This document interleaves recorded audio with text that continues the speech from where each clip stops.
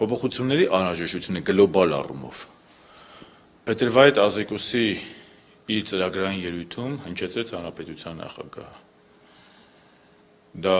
իրոք գլոբալ համակարգային փոփոխությունների սկիզբ էր, ոչ միայն կոչ էր, այլ նաև ծրագիր էր։ Միգուցե որոշ լրատվամիջոցների ներկայացուցիչներ, որոշ քաղաքական գործիչներ, կամ իշխանական, կամ ընդդիմադիր դաշտից դա դիտարկեցին որպես ընդամենը կոչ, բայց դա ավելին էր, քան կոչ, դա ծրագիր էր, դա համակարգային փոփոխությունների ծրագիր է, որը բխում էր սահմանական բարեփոխումներից։ Պարզապես ապրիլյան պատերազմը բնականաբար մի քիչ ավելի մեր քաղաքական օրակարգը փոխեց, որովհետև մենք փաստորեն 4 օր պատերազմի մեջ էինք եւ բնականաբար դրանից հետո էլ վերացնում էինք կամ փորձում էինք վերացնել այն խնդիրները, որոնք առաջացան այդ 4 օրյա պատերազմի ընթացքում, կարողյա պատերազմի ընթացքում։ Իսկ փոփոխությունները կան, կլինեն եւ դրանք կոսմետիկ չեն լինելու։ Ավելին, խորհրդի նիստի ժամանակ վերջին դրա մասը եւս մեկ անգամ վերահաստատեց մեր պետության ղեկավարը։ Իսկ թե ով որտեղ երբ կլինի, ժամանակը կգա կիմանաք։ Պարոն Շարմազանով, օրինակ մենք տեսնում ենք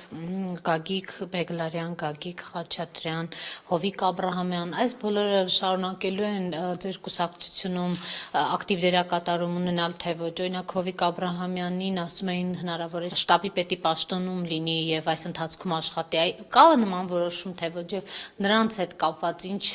ծրագրեր ունի իշխանությունը։ Բարի, նախ մեկ ճշտում, Գայիկ Խաչատրյանը անկուսակցական է, Գայիկ Բեգլարյանը եւ Հովիկ Աբրահամյանը Հայաստանի Հանրապետական կուսակցության ղեկավար կազմի գործադիր մարմնի անդամներ են, ավելին պարոն Աբրահամյանը Հայաստանի Հանրապետական կուսակցության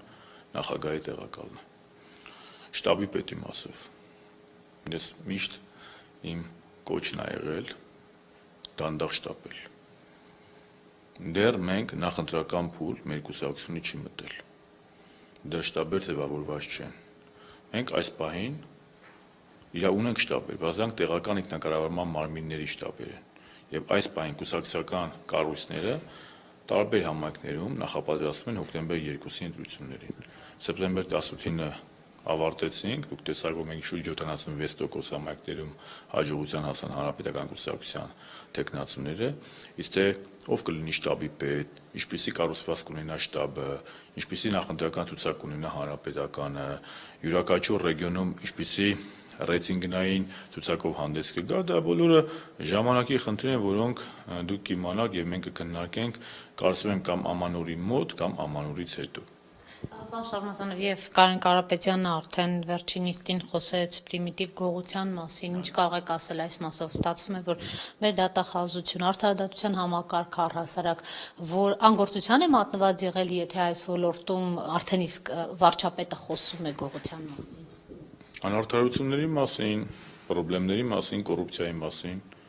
խոսվել է նաև նախկինում եւ պայքարել է նախկինում։ Այլ բան է բավարար չափ ենք պայքարել, բավարար չենք պայքարել։ Ես հասկանում եմ իմ հարգարժան լրագրող գործընկերների, որոնք յուրաքանչյուր վարչապետի յուրաքանչյուր խոսքում, մանավանդ նոր վարչապետի յուրաքանչյուր հայտարարության մեջ փորձում են սենսացիա տեսնել։ Պետք չի կոնտեքստից կտրել, իհարկե անարդարություններ մեր մոտ եղել են, բայց խտացնել գույները եւ ասել մեր երկրում դատախազությունը չի գործում, իրավապահ համակարգը չի գործում,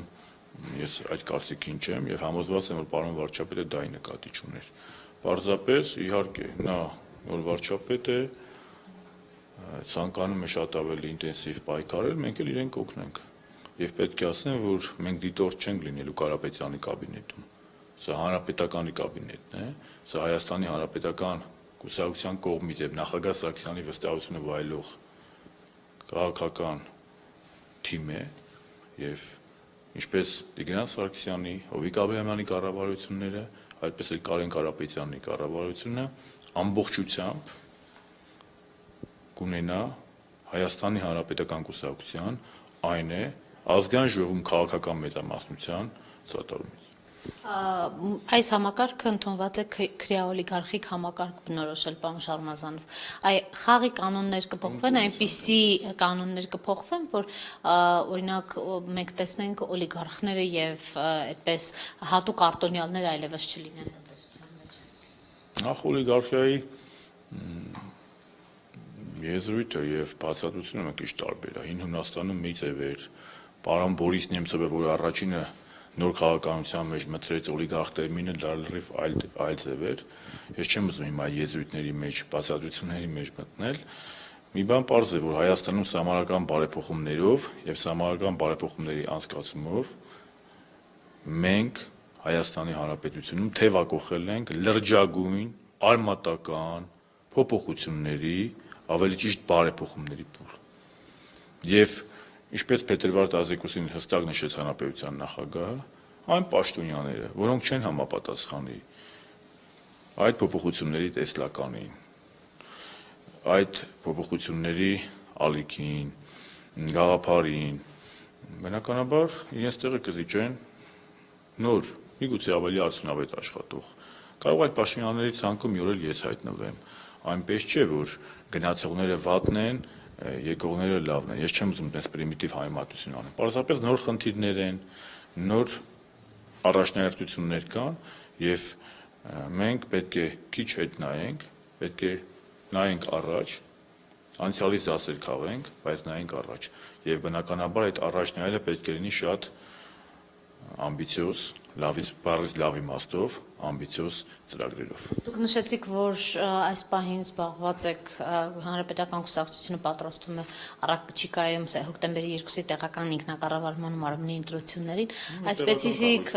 սպეციფიկ իրավիճակ է Գյումրիում ստեղծվել հայտնի ողբերգությունից հետո, այնուամենայնիվ ԲՀԿ տեխնացուն, ԲՀԿ կողմից առաջադրված տեխնացուն շարունակելու է պայքարը։ Հիմա նրա թիմակիցները քարոզարշավ են իրականացնում։ Այստեղ իշխանությունը հնարավոր է զիջի իշխանությունը։ Գիտեք ինչ կա, նախ ուզում եմ որպեսզի բոլորը հասկանան, որ հաղթանակը Հանրապետականի գրպանում չի որևէ տեղ, որ մենք էլ հանենք, զիջենք կամ չզիջենք։ Հաղթանակը ժողովրդի քվեում է։ Եթե մենք ես իրոք անկեղծորեն եմ ասում, если մի տարի ասում ենք ժողովրդավարություն, այնպես չէ որ հաղթանակը իմ գրպանն է, ես պետք է մեկին նվիրեմ։ Հաղթանակ որոշողը դա բացառապես գյումրեցիներն են, վանաձորցիներն են, ալավերցիներն են, կապանցիներն են, երևանցիներն են, մեր Հայաստանի քաղաքացիներն են։ Երբ որ ասում ենք փոփոխություն, այդ փոփոխությունը դա պետք է լինի։ Մենք պետք է ձերբազատվենք այն խորհրդային մտածելակերպի այն ոնց ասեմ, գորշ մասից, որտեղ ասում են դե որ վերևը որոշել են всё արդեն դաբրոն կա։ Այդ դաբրո մաբրո չկա, դաբրո մեկն է։ Ժողովրդի վստահությունն է։ Ում ժողովուրդը կվստահի, նա էլ կընտրվի։ Եվ հենց դա է պատճառը, որ մենք ընտրական օրենսգրքում գնացինք լրջագույն փոփոխությունների, լրջագույն փոխզիջումների, որը փառք Աստծո եւ ընդդիմության եւ մեր իշխանության եւ մեր ժողովրդի եւ քաղաքասարակության վստահությունը վայելում է։ Սևանի քաղաքապետի հետ տեղի ունեցած հնարավոր է մյուս այս եկող ընտրություններին այլևս նրա գործունեությունը երկարաձգման հնարավորություն չտա։ Դա իրավական խնդիր է, ես իրավական խնդիրների երբեք պատասխան չեմ տալիս եւ դա իմ տիրույթի հարց չէ։ Անկախ նրանից որտեղի քաղաքապետն է կամ որտեղի պաշտոնյան է, թեկուզ որ պարլամենտի փոխնախագահն է կամ պարլամենտի փոխնախագահ է, թե չէ, մեր երկրում ես ասացի, օրենքի առջև որևէ մեկը չպետք է ունենա հավելյալ ասպես իրավունքներ։ Օրենքը բոլորի հավասար, բոլորի մոտ պետք է լինի հավասար եւ որևէ մեկ օրենքից վեր չլինելու։ Բայց մյուս կողմից էլ կա մեղության կանխավարկած եւ մենք էլ չպետք է, քանի դեռ մարդու մեղավորությունը չի հիմնավորվել դատարանում, նա պետք է օգտվի այն բոլոր իրավունքներից, որ նրան տալիս է ժողովրդավարության հիմունքները իրավագիտության մեջ, որը կոչվում է անմեղության կանխավարկած։ Ինչ վերաբերում է Սևանին, այո, մենք այնտեղ մարզային կառույց ունի որոշում, մարզային կառույցը Գեղարքունիքի մարզային կառույցը որոշել է սատարել Սևանի քաղաքապետի տեխնացու Սարգիս Մուրադյանին, շատ լավ ճանաչում եմ, շատ նորմալ կենսագրություն ունեցող բերակետ անձնավորություն է, ուսանողական տարիներից եմ ճանաչում եւ կարծում եմ, որ նաեւ փոփոխություններ կգա նաեւ Սևանում։